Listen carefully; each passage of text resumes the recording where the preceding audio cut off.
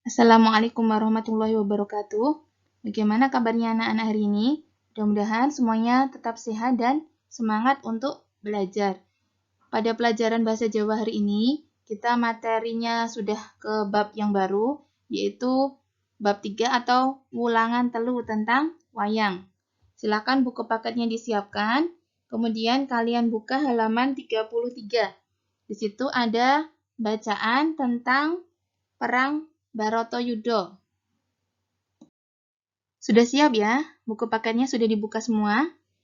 Nah, seperti biasa, Ustazah akan membacakan satu paragraf kemudian diterjemahkan dalam bahasa Indonesia. Silakan disimak dan diperhatikan.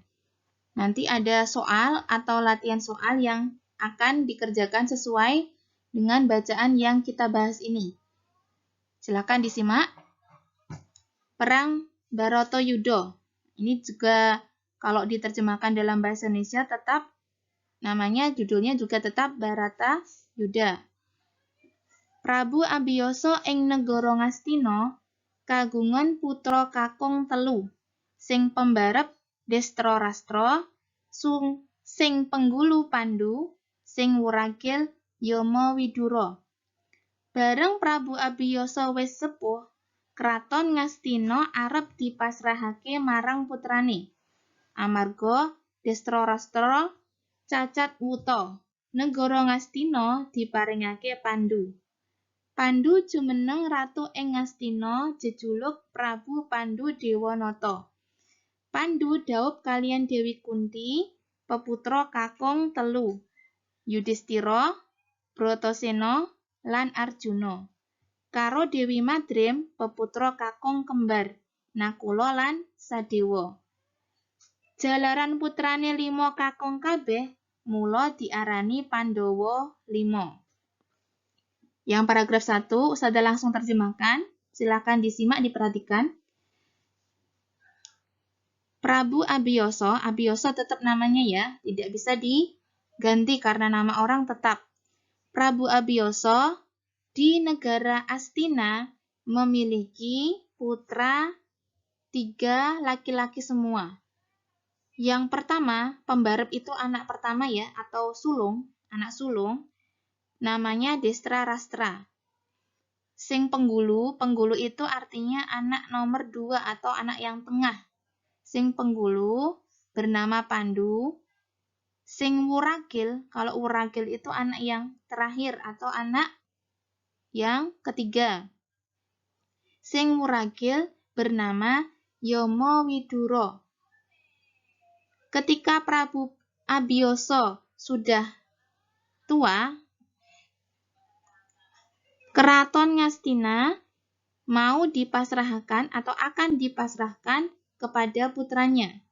Harusnya kalau dalam kerajaan itu, ketika memiliki anak-anak lebih dari 1, maka yang mewarisi tahta atau kerajaannya adalah anak pertama laki-laki. Ya, tetapi pada kasus di sini berbeda. Ini dijelaskan pada kalimat berikutnya.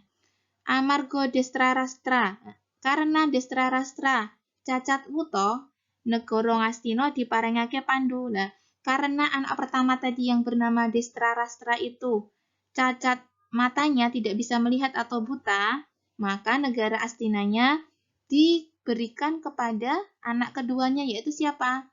Prabu Pandu. Pandu menjadi penguasa atau menjadi prabu di Astina. Jejuluk itu diberi nama atau diberi gelar. Kalau ketika ada raja baru yang naik tahta itu biasanya nanti diberikan julukan atau gelar baru. Nah, julukannya yaitu Prabu Pandu Dewanata atau Prabu Pandu Dewanata. Pandu itu menikah dengan 2 orang perempuan. Yang pertama yaitu dengan Dewi Kunti. Memiliki anak 3 laki-laki semua. Yang pertama namanya Yudhistira. Bisa juga disebut dengan Puntadewa. Kemudian yang kedua namanya Bratasena atau sering disebut dengan Bima atau Werkudara. Dan yang ketiga adalah Arjuna atau Janaka. Dengan Dewi Madrim memiliki anak 2 kembar laki-laki semua, yaitu bernama Nakula dan Sadewa.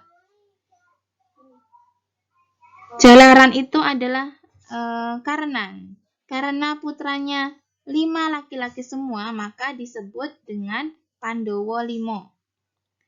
Sekarang kita ke paragraf kedua. Saya bacakan dulu, silahkan disimak. Prabu Pandu jumeneng ratu ing Astina. Ora suwe jalaran isih timur wis sedo. Wektu iku putrane Prabu Pandu isih cilik-cilik. Mulane negara Astina dititipake marang Destrorastra. Destrorastra krama karo Dewi Gendari kagungan putra 100 diarani Sata Kurawa. Pembarepe bernama atau aran Duryodana. Nah, usah terjemahkan dalam bahasa Indonesia. Prabu Pandu memerintah di Astina tidak lama. Kenapa? Karena ketika masih isih timur itu masih muda, sudah meninggal. Waktu itu putranya Prabu Pandu masih kecil-kecil. Nah, karena masih kecil itu tidak bisa ya naik tahta karena dia belum dewasa, belum tahu tentang cara memerintah suatu kerajaan. Makanya negara Astina tadi dititipkan kepada Destrorastra atau kepada Pak D ya, kalau bahasa Indonesia, bahasa Jawanya itu Pak D. Kakak dari bapaknya. Nah, Destrorastra ini menikah dengan Dewi Gendari, memiliki putra berjumlah 100. Karena 100 jumlahnya disebut dengan Sata Kurawa. Pembarepe, anak yang pertama diberi nama Duryodana. Kita lanjut ke paragraf ketiga. Silakan disimak. Nalika Duryodana ngancik dewasa, Destrorastra masrahake praja Ngastina marang Duryodana. Suwening suwe, Duryodana lali menawa negara iku dudu duweke. Duryodana malah kepengin duweni negara Astina. Paribasane ngemut legine gula utawa melik gendong lali. Ora ngelingi mula bukane.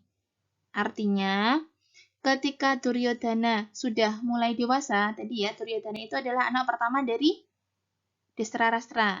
Nah, Duryodana sudah mulai dewasa, Destrorastra memasrahkan atau memberikan kerajaan Astina kepada Duryodana atau kepada anaknya itu.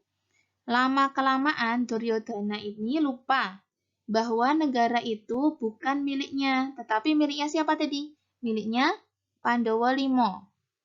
Duryodana malah ingin memiliki negara Astina. Kalau di dalam peribahasa Jawa itu ada peribahasa yang berbunyi seperti ini. Ngemut legine gula atau melik gendong lali. Melik gendong lali. Artinya yaitu tidak ngelingi, tidak mengingat asal mula dari kerajaan tadi. Nah, kita lanjut ke paragraf keempat. Nalika Pandhawa njaluk baline negara Astina, Prabu Duryodana ngukuhi dumadi perang Baratayuda. Perang Baratayuda mapan ing Tegal Kurusetra. Suwene 18 dina. Kawiwitan lakon Seta gugur nganti Duryodana gugur. Kabeh Kurawa tumpes tapis. Prabu Duryodana gugur mungsuh Raden Werkudara. Nah, untuk paragraf 4 ini artinya yaitu ketika Pandawa tadi meminta kembali negara Astina, karena itu memang haknya Pandawa, Prabu Duryodana ngukuhi itu nggak mau menyerahkan lagi Astinanya kepada Pandawa. Karena itu maka terjadilah perang perebutan kekuasaan kerajaan Astina, namanya Perang Baratayuda. Perang Baratayuda tadi berlangsung di nama tempatnya adalah Tegal Kurusetra. Ini juga kalau nama tempat tidak bisa kita terjemahkan, tetap seperti itu. Nah, peperangan tadi lamanya yaitu 18 hari. Kawiwitan itu dimulai dengan meninggalnya Seta dan sampai berakhirnya Duryodana atau sampai Duryodhana meninggal. Semua Kurawa yang berjumlah 100 tadi tumpes tapis, itu artinya habis sama sekali tidak bersisa. Jadi 100-nya itu semuanya mati atau meninggal. Prabu Duryodhana meninggal, dia musuhnya atau berperangnya dengan Raden Werkudara. Jadi dia meninggalnya karena dibunuh oleh Werkudara atau nama lainnya siapa tadi? Bratasena atau Raden Bima. Sama. Sekarang kita ke paragraf terakhir, yaitu paragraf 5. Perhatikan. Pandhawa menang perang. Negara Ngastina bali ing tangane Pandhawa. Pandhawa enggal boyongan menyang negara Ngastina. Sakbanjure sing jumeneng ratu ing Ngastina Prabu Parikesit putrane Raden Abimanyu. Nah, untuk arti yang paragraf kelima ini silahkan diperhatikan. Pandhawa akhirnya pada peperangan Baratayuda tadi menang ya, memenangkan peperangan. Akhirnya negara Astina kembali ke tangannya Pandhawa. Pandhawa kemudian setelah perang tadi, boyongan itu berpindah atau pindahan menuju ke negara Astina. Selanjutnya, yang memerintah di negara Astina adalah Prabu Parikesit. Nah, Prabu Parikesit itu siapa? Prabu Parikesit itu adalah putranya Raden Abimanyu. Nah, sedangkan Raden Abimanyu ini adalah putranya dari Prabu atau Raden Arjuna atau Janaka. Jadi, Prabu Parikesit ini adalah cucunya dari Raden Arjuna. Nah, kita pada pelajaran bahasa Jawa ini membahas tentang wayang karena ini memang masuk di kurikulum. Ini bukan cerita asli ya, ini hanya karangan orang, jadi hanya seperti dongeng, jadi tidak perlu dianggap serius. Maksudnya serius itu terus dianggap seperti kisah nyata seperti Nabi dan Rasul. Kalau Nabi dan Rasul memang benar-benar ada, kalau ini memang hanya sebatas kita tahu saja sebagai pengetahuan tambahan. Nanti ketika keluar di ujian, nah kalian bisa menjawab dengan benar. Dah, mudah-mudahan tadi tentang penjelasan perang Baratayuda sudah paham. Kemudian di buku paket itu di halaman 35 ada soal latihan, ada 10 soal ya. Yang itu ayo nyoba isenono nganggo tembung-tembung kang wis sumadyo. Istilah menggunakan kata-kata yang sudah tersedia di dalam kotak di bawah soal itu ya. Nah, nanti silahkan ditulis soal beserta jawabannya di buku tulis bahasa Jawa, kemudian dikirimkan ke seperti biasa di mana? Di Google Classroom. Nah, itu tugas pertama. Untuk tugas keduanya tadi pada bacaan Perang Baratayuda tadi ada paribasan dalam bahasa Jawa atau peribahasa dalam bahasa Jawa. Nah, pada buku paket halaman 36 ini juga ada latihan. Kalian disuruh mencari arti dari paribasan itu atau peribahasa Jawa itu.